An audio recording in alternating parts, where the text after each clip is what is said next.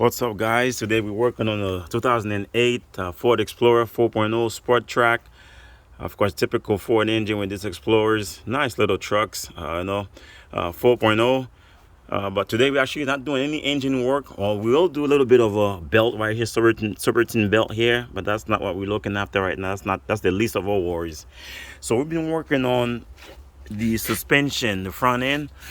As you can see today, we actually have to use a floor jack. Ouch! Lift. A little issue right now. One of the pistons went out, but that's okay. We find a way to get the job done so the customer can still have a vehicle to keep going to do her things. But obviously, you can see we already removed the hub.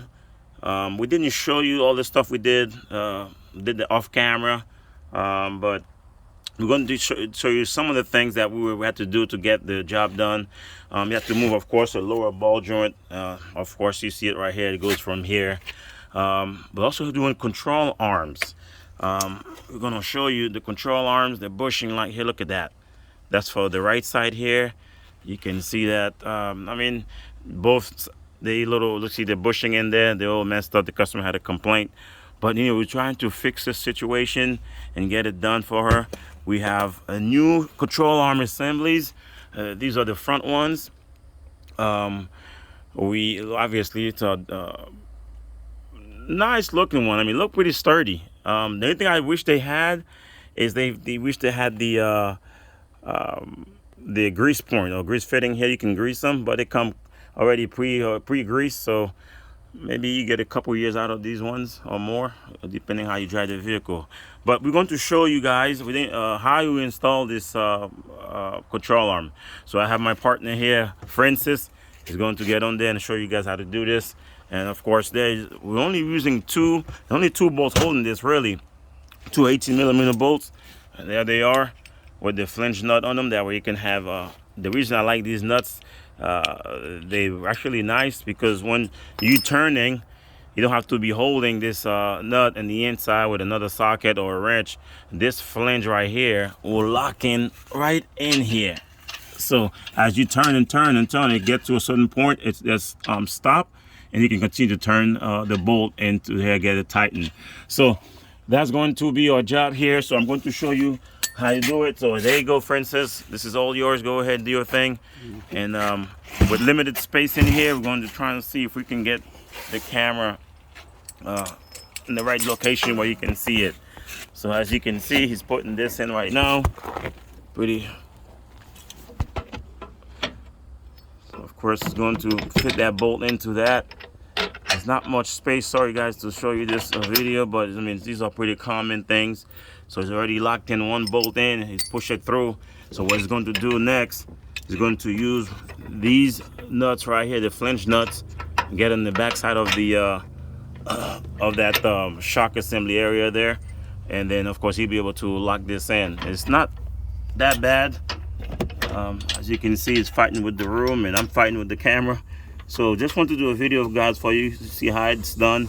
I'm sure there are many videos on there already on YouTube for that, but we just want to show you this job. So if it looks intimidated, it might, but with a nice big hammer you can get things done, guys. So that's not much to it. I mean, I'm not going to show you the other side because it's already redundant. I'm just going to show you how, I'm just showing you this side right now. We're on the passenger side. Of course, that's what he's doing right now. So as you already see, he's trying to get that the flange nut in there. Sorry guys. And as you can see, it's limited room in there, but he's getting it in there. You can see it right there. There you go. And that's all it takes, really. He's already almost done there with this one. So what we're going to do next is continue to tighten it up with the 18mm socket, and we'll do that. So once we get that, and we'll show you a video next on how you install the ball joint with these ones. So of course, this is the time where you can sell a few shocks if you want to.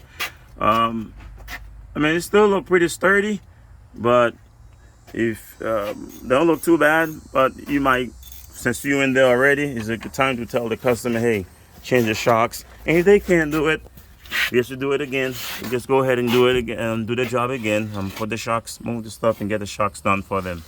But guys, I mean, that's what we're gonna do pretty much, because all he's doing here is going to tighten the 18 millimeter bolt just enough so we can still have leverage and move the control arm up and down, and we can get the hub assembly in there. We're going to put the hub assembly attached to here. So right now, just tighten up the bolts, guys. That's it. It's not too much of a job to do, really. But just this morning, today, we had to actually work on our knees, and trust me, we're not fond of that, working on our knees. So working on our knees, that's something that we really don't want, man. It's annoying. So as we continue to work here, hopefully by the end of the day, we'll have a call from the hydraulic shop and say, hey, come pick up your cylinder. And that will make us happy, and we'll get our lift start working back up again, and we can get jobs done off our knees. And we're too old for this, I think. You know how mechanic gets, man.